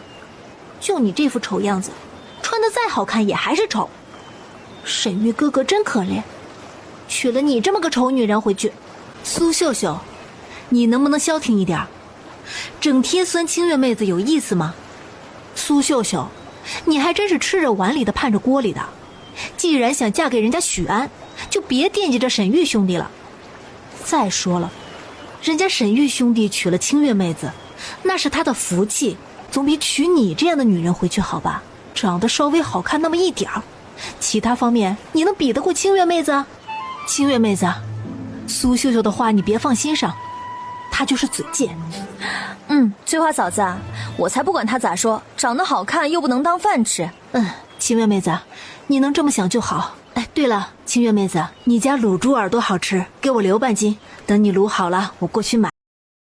嫂子，没问题，我给你留着，卤蛋味道也不错，我送你几个，回去拿给孩子尝尝。清月妹子，要不得，你挣点钱也不容易，自己留着卖吧。嫂子，给孩子吃的，别和我客气，当初我也没少收你家的鸡蛋啊。那好吧，清月啊，谢谢你啊，你这太客气了。嫂子，是你跟我客气，又不是多贵重的东西，你和我推推拉拉干啥？清月妹子，那行，我就不和你客气了。哎呦，我的老天爷啊，60两银子，这得多少钱啊？能买好多田地了。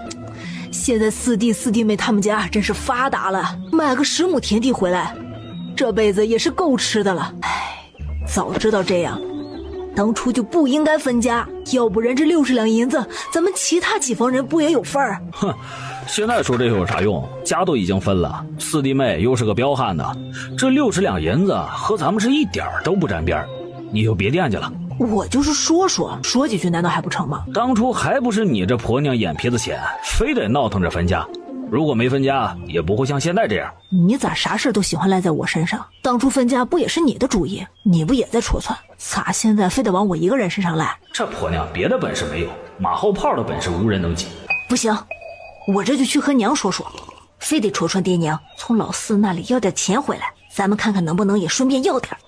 哎娘，四弟妹猪血的方子卖了60两银子的事儿，你知不知道？知道了又如何？难不成你还想着去老四媳妇手里抠银子吗？娘，话不能这么说，在四弟妹手上抠不出来银子，不代表在四弟手上抠不出来银子呀。好歹四弟是你生的，你养的，为啥你就不能找四弟要啊？他们四房如今挣了这么多钱，稍微拿点出来孝敬一下爹娘，不是应该的吗？娘，什么风把你吹过来了？哎呀，你这孩子说啥话呢？你是我亲生儿子，我是你亲娘，过来看看你不是很正常吗？没想到娘还惦记着我呢。分家以后都这么长时间了，你还是第一次过来我屋子这边。老四，我是你娘，哪能不惦记着你啊？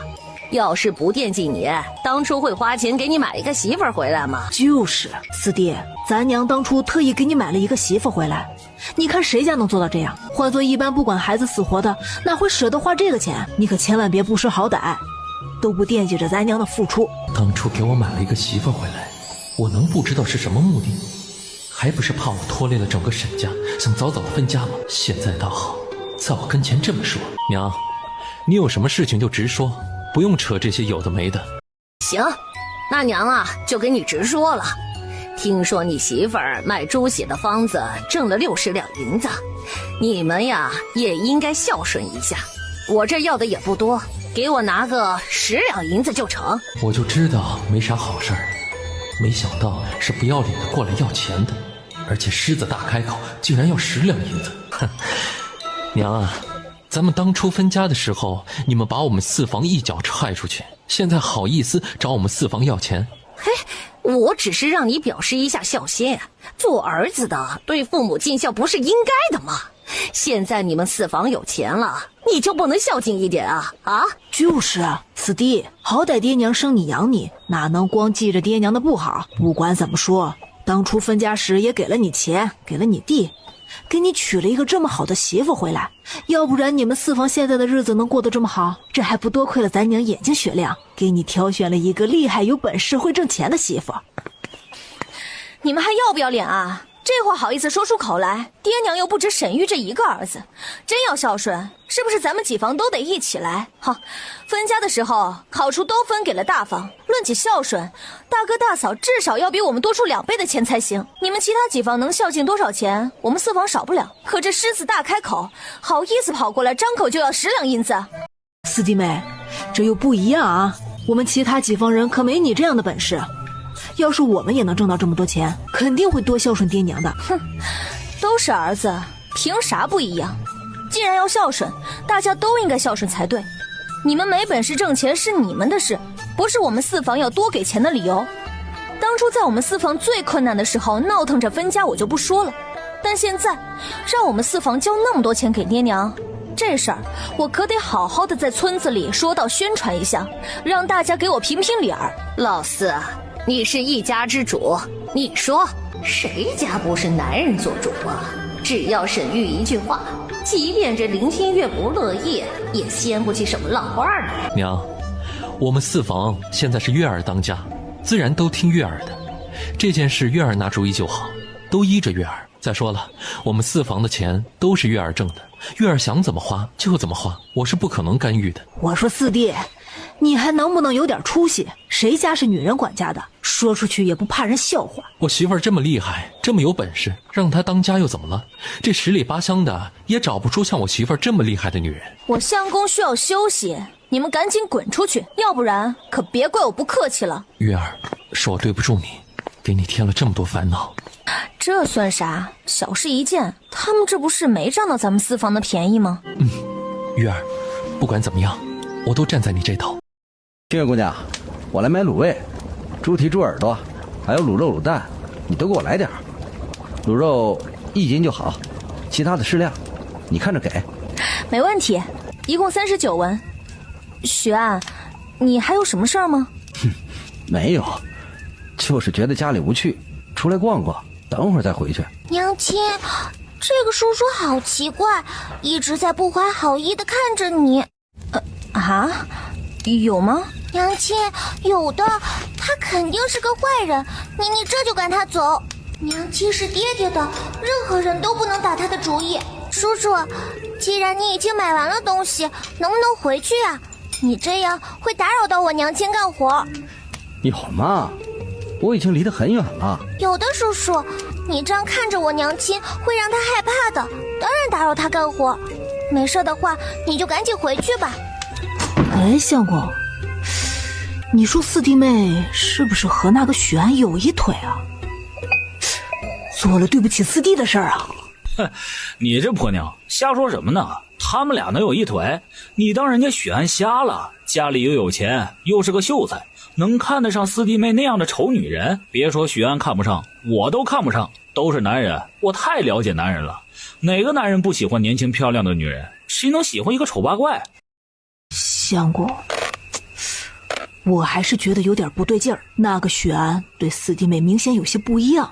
上次为了在我这儿打听四弟妹的消息，都舍得给我10文钱，今天又亲自过来买卤味儿，买完了还不舍得走，盯着四弟妹都不挪眼。你就别多想了，指不定人家觉得四弟妹丑的特别，所以多看了几眼，这也没啥稀奇的。你去给我弄点卤肉来解解馋，吃别的东西我一点胃口都没有，我自己的身体不打紧，别饿着了肚子里的孩子。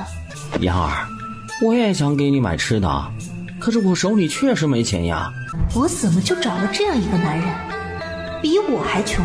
那你就去找你四弟妹要一些，或者直接赊账，等以后有钱了再给他还不成吗？哎，燕儿，我那四弟妹你还不知道啥德行吗？之前我二嫂也去赊过账，结果被她毫不犹豫地拒绝了，所以我也不可能成功。她肯定不愿意赊账给我的，我还是省省功夫，别自讨没趣吧。这也不行那也不行，意思就是我吃不着，准备饿死我是吧？燕儿，话也不能这么说嘛，你自己那儿不也有钱？要不你就自己拿点钱出来买些吃，回头等我有钱了我还给你，这账算在我头上。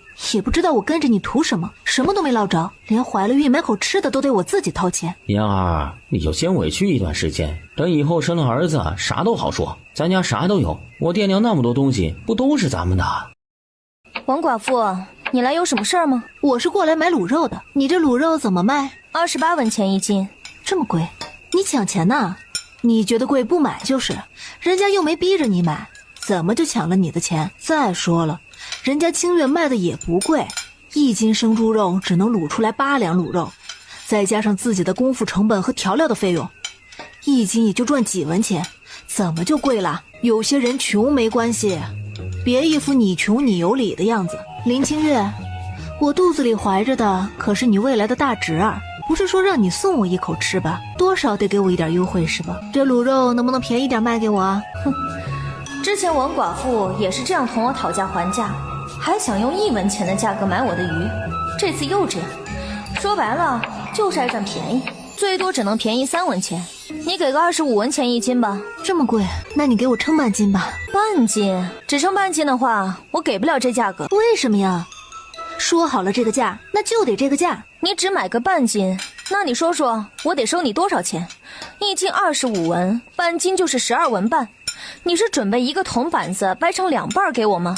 称1斤的话算你25文钱，可如果只买半斤，得按1斤26文钱算。那行吧，你给我称半斤，我就给你13文钱还不行吗？成，钱拿来，东西给你。林清月，你还有什么事儿啊？我说王寡妇，你做人也太不实诚了吧，说好了13文钱，你怎么就给了12文，少了1文钱呢？林清月，你瞎说什么呢？我这不是一不小心少数了1文钱吗？又不是故意的，现在给你补上还不成吗？说谁做人不实诚呢？现在1文钱都给你了，咱们2个也算两清，真是够小气的，1文钱还斤斤计较，都挣了60两银子了，还在乎多1文少1文的。我有钱也不是你赖账的理由，谁家钱不是辛辛苦苦挣来的？你又不是我的谁，我有必要惯着你？清月妹子，你看这个王寡妇真够不要脸的啊，光想着占人便宜呢，1文钱都想赖，我还是第一次看到这种人。哼，翠花嫂子，这王寡妇如果是要点脸面的，也不可能和我3哥勾搭在一起。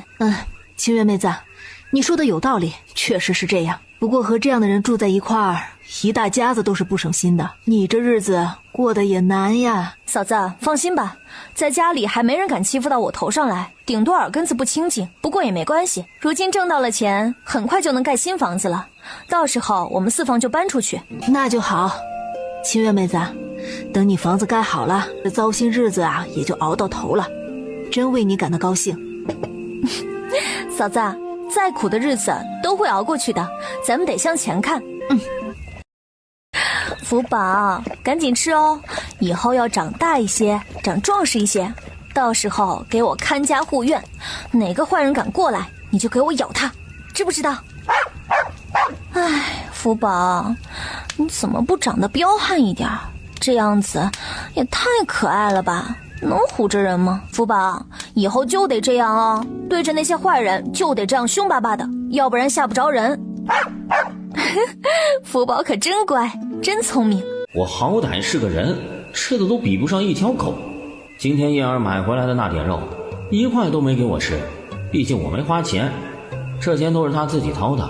我即便很想吃，可总不能厚着脸皮在他跟前抢吧。可是现在我想吃又吃不到的卤肉，林清月却拿给一条狗吃。我说四弟妹，你能不能别这么浪费啊？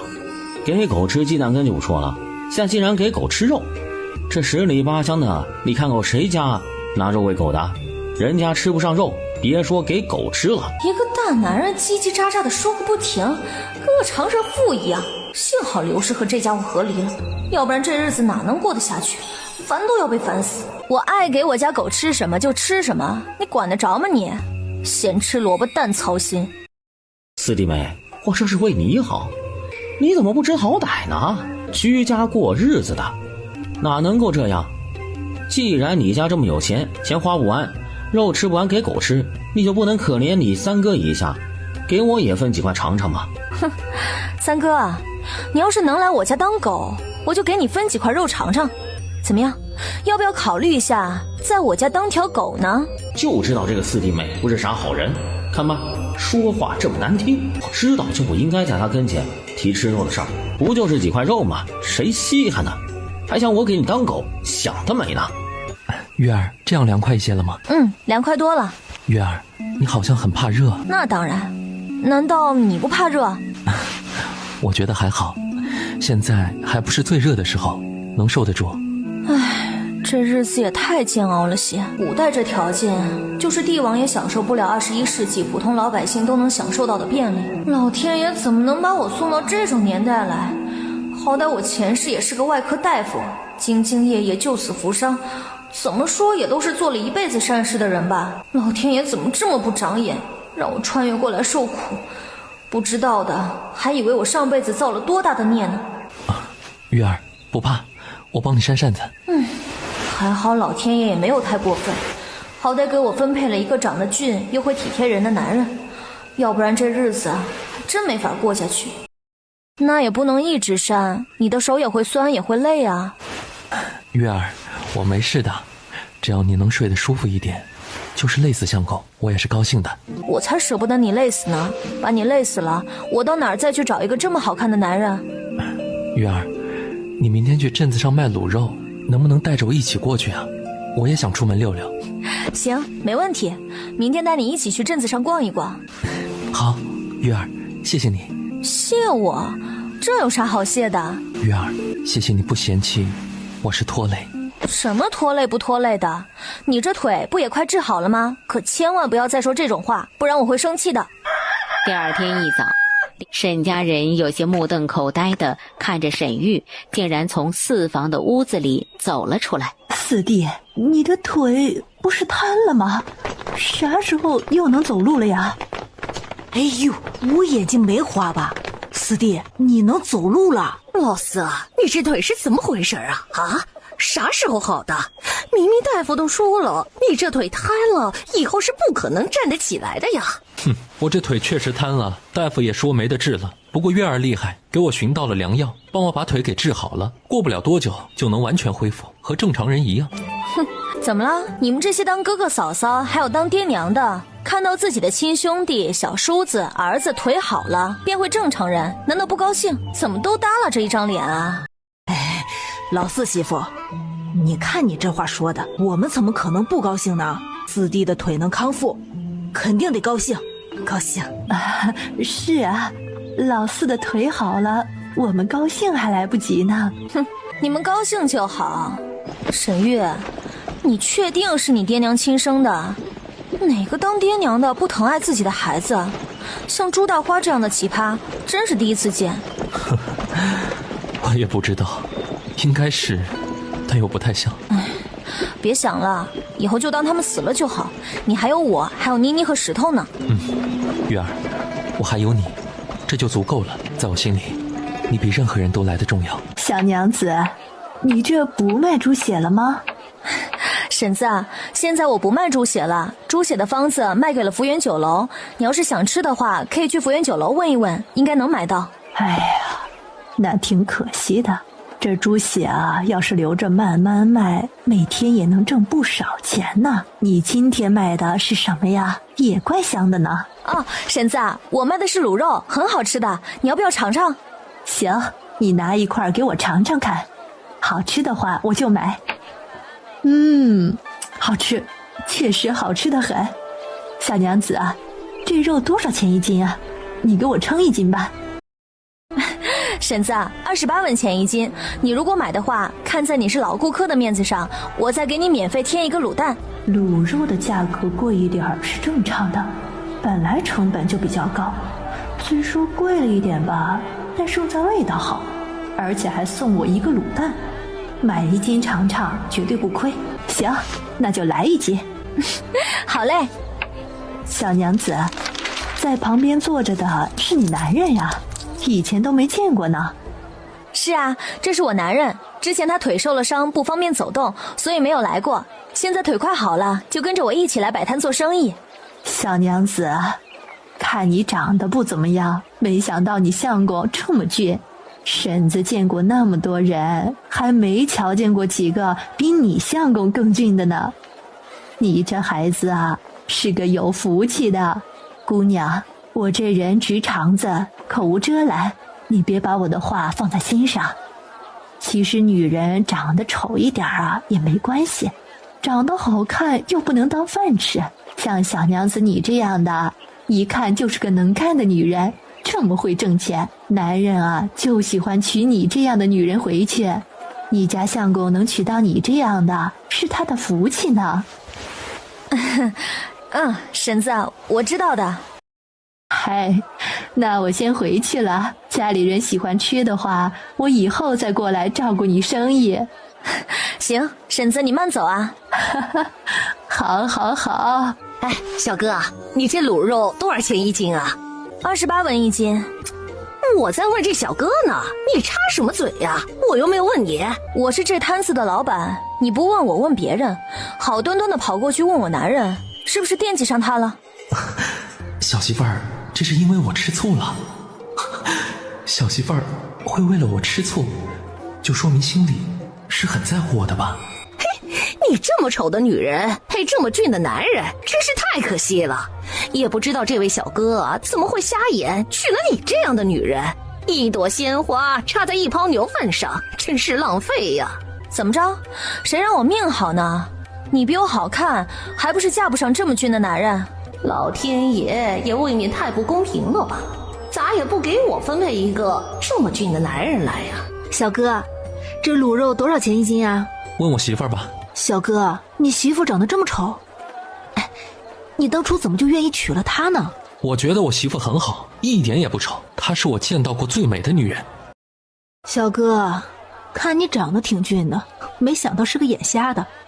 这么丑的女人你竟然觉得美，你得好好治治眼睛才行喽。你媳妇还没有我1/10好看，她这样如果都能算美的话，那我还不得是天仙了？大姐，你还买不买了？不买就别挡在我的摊子前，影响我做生意呢。谁说我不买了？你先说多少钱一斤？50文一斤。50文？不应该是28文钱一斤吗？是啊，卖给别人28文，但卖给你就得50文。你这是存心讹诈。谁讹诈你了？我的东西想卖多少钱就卖多少钱，要不然你就别买。难不成是我逼着你买了？平白的多了那么多钱，谁买谁才是傻子呢？月儿，你别听人瞎说，你就是最美的女人，一点都不丑，就当那些人的话是在放屁，屁放了，风一吹就没了，不用记在心上。行，我就当他们是在放屁，等我的脸治好了以后，亮瞎他们的钛合金狗眼。月儿，不听他们的就成。大姐，你给我来1斤卤肉吧。眼瞎呀你，谁是你大姐？我才16，比你还要小呢。哟，不好意思啊，是我喊错了。不过你看着不像是16，感觉至少有26。我媳妇儿看着很年轻，倒是你怕是有30了吧？哼！哎呀，四弟妹，咱们是不是不应该这样对待客人啊？啊，把客人都气跑了，咱们这生意会不会受到影响啊？翠姐，你不用担心，这些人可不是奔着买咱们的东西来的，而是奔着我相公来的。本来人家就不是诚心买东西的，以后不可能成为老顾客，不怕得罪他们。放心吧，我分得清。对于那些诚心买东西的客人，自然会好生客气对待的。啊，那就好。清月，你做事靠谱，肯定是不会乱来的，是我多虑了。姑娘，我要1斤卤肉，2个卤蛋，给我包一下吧。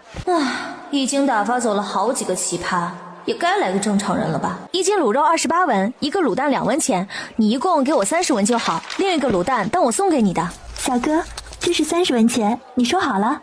完了，被别的女人揩了油，小媳妇儿，我会不会嫌弃我脏了，不要我了？我说姑娘，你这是不想给钱吗？不是，小哥，既然买了你家的东西，怎么可能不给钱呢？我又不是想赖了你的。给就快点给，别磨磨唧唧的。一个姑娘家也不知道害羞，不知道矜持一点。你娘就教你这样恬不知耻吗？月儿，我错了，你放心，等会儿我肯定会将自己的手洗得干干净净的，绝对不会脏。你不用向我道歉，这又不是你的错。长得俊那是你的错吗？长相是爹妈给的，又不是你能左右的。不好意思啊，今天的卤味都已经卖完了。小娘子，你明天还会过来摆摊吧？明天还会过来卖。那好，明天我可得早点过来才行，要不然肯定又买不上。小娘子，你做的卤肉这么好吃，怎么不多卤一些过来卖呢？天气这么热，这不是怕卤多了卖不完就坏了吗？我做的是小本生意，而且这卤肉是成本高利润低的东西，根本亏不起。少卖一点没关系，可不能亏进去了，要不然挣的那点钱还不够赔本的呢。小娘子，你说的不错，这小本生意不好做，我明天来早些就是。我先去趟药铺。月儿，你这是哪儿不舒服？要去看病吗？不是，我是准备买几味药材研制个药膏，将我脸上这个疤去掉。月儿，你脸上的疤能去掉？只要能够准备足了药材，祛疤没问题。把草药做成药膏，涂一段时间就能好。那太好了。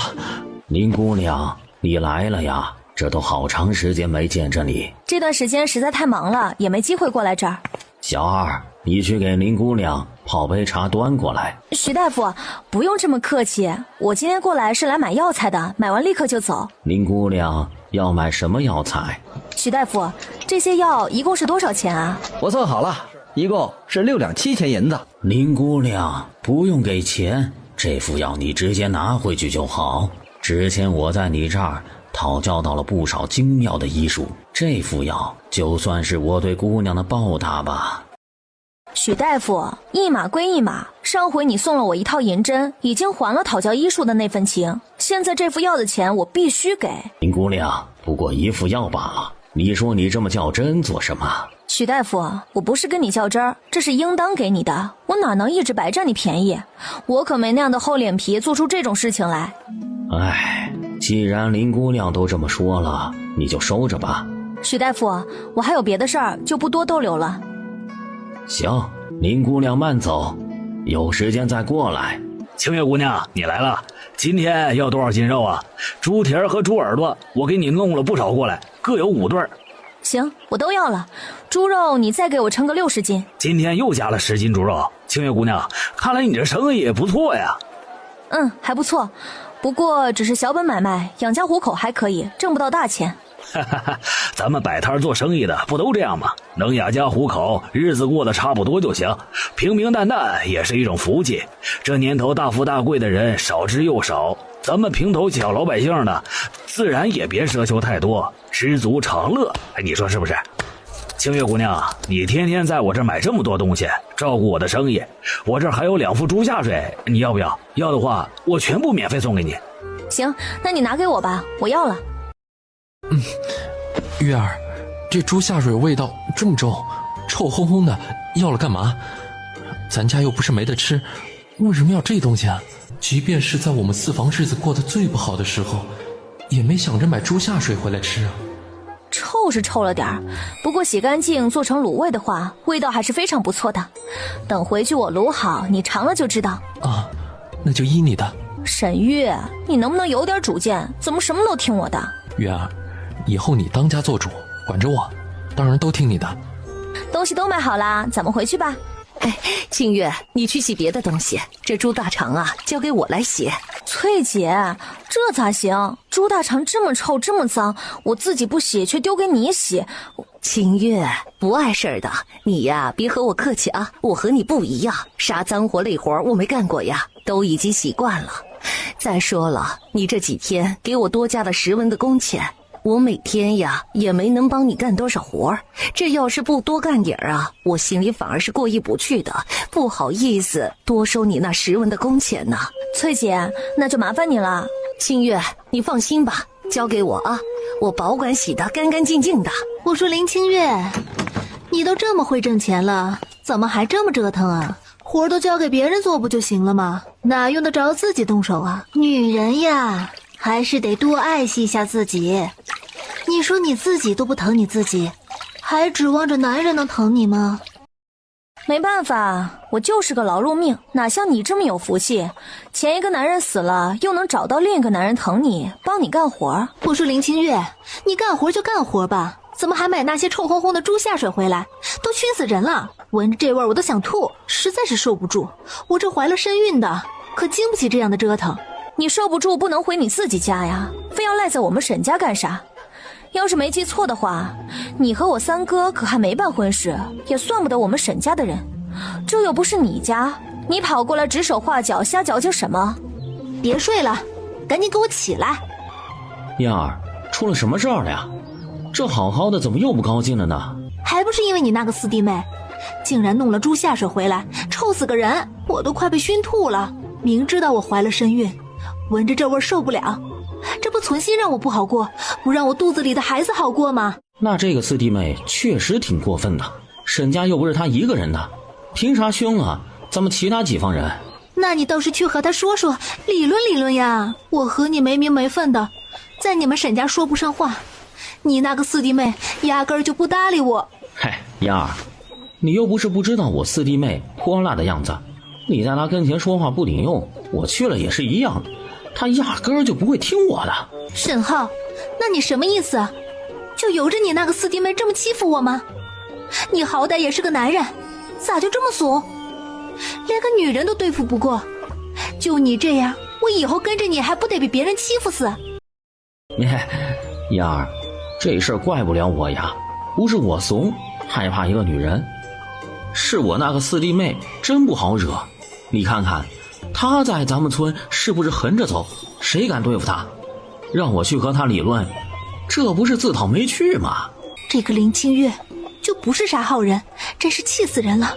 怎么会有这样的女人？燕儿，别想她了，跟那个泼妇计较干什么？现在他们四房挣那么多钱，估计很快就会盖新房子了，盖好了就能搬出去，以后眼不见为净，就不会惹你生气了。人家挣了那么多钱，能盖房子搬出去住，我还不能羡慕嫉妒？行了，别说了，越说越来气。也不知道这种人咋这么好命，能挣到那么多钱。再看看我，好不容易找个男人，结果却是个穷鬼，自己跟着沈浩，是一点便宜都没占到。原本还能指望着沈浩能养活我，现在看来还不如一个人过呢。翠姐，来，你来吃吃，尝尝这卤大肠的味道怎么样？哎呀，清月啊，没想到卤大肠的味道竟然这么好啊！之前我们做猪下水的方法不对，完全是浪费了好食材呀。怎么样，觉得好吃吗？娘亲，好好吃！四婶婶，卤大肠一点都不臭，还香香的呢，真好吃！既然喜欢吃，那晚上四婶婶就给你们切一盘。好。月儿，你好厉害，我觉得我根本就配不上你啊！好好的说这个干啥？我还觉得我配不上你呢。你看你长得这么俊，我却丑得人神共愤。月儿，你除了长相，其他方面都很厉害，我远远比不上你。能够娶到你这么好的媳妇儿，一定是老天爷对我特别的眷顾。别说配不配的，现在咱们是夫妻，在一起好好的过日子就行，其他的不用想。月儿，我记着了。月儿，还没好吗？累不累？困不困？要不明天再弄吧，今天早点睡觉。已经弄好啦，我去洗一下脸，很快就可以睡了。怎么啦？我的脸现在很可怕吗？有点可怕，像个鬼。月儿，你晚上可千万不要这样出去，要不然会吓死人的。月儿，我不是说你丑的意思，只是你这涂了一脸黑乎乎的药泥，确实有些吓人。行，我知道的，涂完药尽量不出去，免得吓到了谁，吓死了人还得赔偿呢。毕竟咱们四房日子过得不容易，好不容易日子过得好了点，可不能因为吓死人而把钱赔光了。自己这张嘴怎么就这么欠收拾，真想扇自己几个巴掌，不过又不能真的扇，不然伤了脸就不好了。要是丑了不俊了，小媳妇儿肯定得嫌弃我。我去蹲个茅坑。鬼呀，有鬼呀，救命！观音菩萨、如来佛祖、玉皇大帝、太上老君，快来救救我，我碰到鬼了呀！你才是鬼呢，一个大男人的能不能有点出息？真碰到了鬼也不至于被吓成这样吧。四弟妹，你怎么大半夜的装鬼跑出来吓人呢？差点把我魂都吓飞了，我要是被吓出了啥事儿，你担待得起吗？你一个大男人怂成这样，还好意思说我，也不怕被人笑话了去。四弟妹，你这人咋这样？跑出来吓人你还有理了呢？谁大半夜的看到你这样不害怕，像个鬼似的？老三，你这瞎嚷嚷的干啥呢？大半夜的还让不让人睡觉了？爹，你哪能怪我？你自己瞅瞅，四弟妹成啥样了？像不像个鬼？突然冒出来吓死我了。个大男人的被吓成这样还好意思说，也不嫌丢人，赶紧回屋里去。爹，你咋光说我？咋不说四弟妹呢？明摆着是他故意吓我的呀。行了吧，还不赶紧闭嘴，丢人现眼的东西还好意思说，也不嫌丢人。也不能这么说，林清月这样子确实吓人了些，长得丑不是她的错，可是出来吓人就是她的错。大半夜的出来晃悠，这副德行被人当成鬼不是很正常吗？老三被他吓成了这样，林清月必须负责。都快把人吓破了胆，总不能就这么算了吧？当然不能就这么算了，四弟妹得给我个说法，我这幸好没被吓出什么大问题来，要不然你能负责得起吗？说法？你想要什么说法？当然是得赔偿，老三被吓得魂都飞了，得在家里好好休养，买点东西吃补补，我们也不多要，你拿个2两银子出来就行。你家卖猪血的方子挣了60两银子，现在问你要2两银子也不算多。对，四弟妹，你得给我赔偿2两银子，要不然的话我和你没完。哼，这就要赔钱了？你们还能再不要脸一点吗？你是伤着了还是磕着碰着了？一处伤没落着还好意思要钱？四弟妹，话不能这么说，我身上没落伤，可是心灵遭受了巨大的创伤，你得对我负责。谁让你这么怂，胆子这么小？怎么别人没吓着，就你一个人吓着了？这是你个人原因。你如果想要赔偿也可以直接去找李正理论，或者大可以去官府里告我，我悉听尊便。哼，想从我这儿讹钱没门儿，也不看看我是谁，我不想给，1分钱都别想从我手上抠出来。